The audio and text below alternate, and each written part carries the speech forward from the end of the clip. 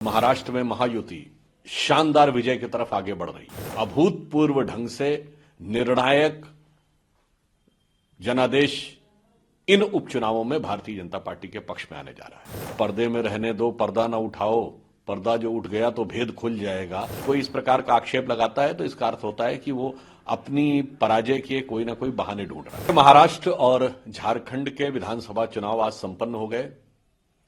हम पूर्णतः आश्वस्त हैं कि भारतीय जनता पार्टी और एनडीए को और महाराष्ट्र में महायुति शानदार विजय की तरफ आगे बढ़ रही है।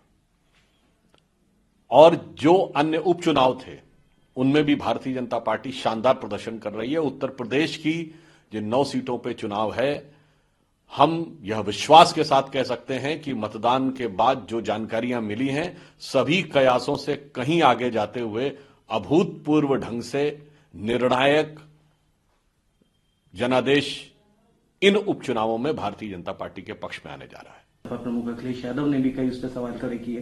कैसे देखते हैं इन सारी चीजों को, जिस तरह से उन्होंने बताया कि वोटर जो हमारे हैं उनको वोट नहीं डालने दिया गया, इस तरह की तमाम मुझे लगता है कि उन्होंने जिस प्रकार की बातें 1-2 दिन पहले ही कहनी शुरू कर दी थी, अर्थात वोटर आईडी कार्ड के अनुसार पहचान किए बगैर वोट डलवाने का जो प्रयास था, यह दर्शाता है कि कुछ न कुछ उनके इरादे ऐसे थे कि जिसके लिए वो कहा जा सकता ना, पर्दे में रहने दो, पर्दा ना उठाओ, पर्दा जो उठ गया तो भेद खुल जाएगा।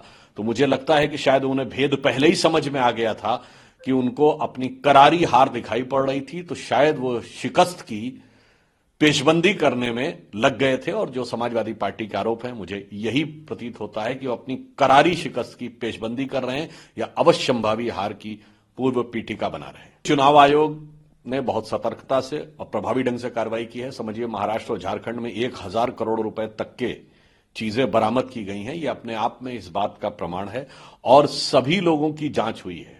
आपने देखा कि उद्धव ठाकरे जी ने आरोप लगाया था, परंतु नितिन गडकरी जी, फडणवीस जी, मुख्यमंत्री वहां के शिंदे जी, हमारे राष्ट्रीय अध्यक्ष नड्डा जी, गृह मंत्री अमित शाह जी, सबके बारे में, सबके वाहनों की चेकिंग हुई। तो मुझे लगता है चुनाव आयोग ने जो कार्य किया है उसे ईमानदारी से स्वीकार करना चाहिए। यदि कोई इस प्रकार का आक्षेप लगाता है तो इसका अर्थ होता है कि वो अपनी पराजय के कोई ना कोई बहाने ढूंढ रहा है।